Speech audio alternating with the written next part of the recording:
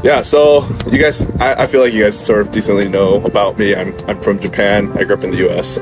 So my family's very traditionally East Asian. I don't know if you guys know what that means, which is like very academics oriented. Like you got to get really good grades. You got to go to like a good school.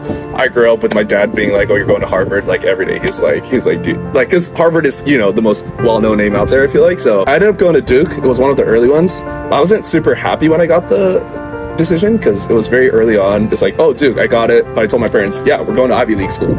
I'm probably going to Harvard, Stanford, and I got rejected to all of them. So it was like, throughout my life, it's always been about like just doing the best academically. I thought that was like the right way to live. But I ended my first job at Goldman Sachs. I started off in finance. That was also, I had no interest in finance at all.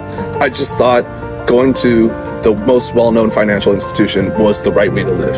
And that's all I knew growing up, is like just doing the best and getting that biggest name on your resume. And it stuck with me for like years, like I guess even till this day.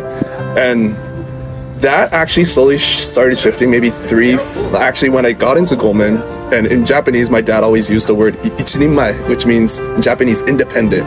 You're not independent till you make your first dollar. And for me, it was like Goldman Sachs. When I got the offer, I'm like, finally, I'm ichininmai, I'm independent. I quit Goldman Sachs in my first year. That's what I ended up doing. But that's when I realized, hey, like I studied like 20x years. Here I am, make VP MD, like live 20, 30 years in this corporate life. Like, is this what I was really set up for? And that's when I started actually weightlifting. That's sort of what I like, and like doing social media now. I feel the reason why I'm doing a lot of this, bodybuilding, standing on stage, is it's in retrospect, but I feel like it's trying to show people that I'm not just a guy that studies and like works a 9-to-5 job. Like, yeah, it's Goldman Sachs, blah, blah, blah, but my priorities, it really shifted there. There's so many different ways to live a good life outside of just living that elite route, I would say.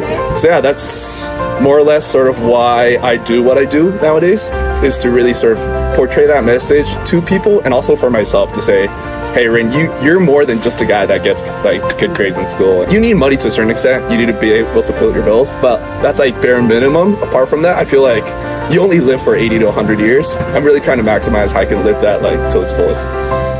And that was like a big shift for me. So yeah.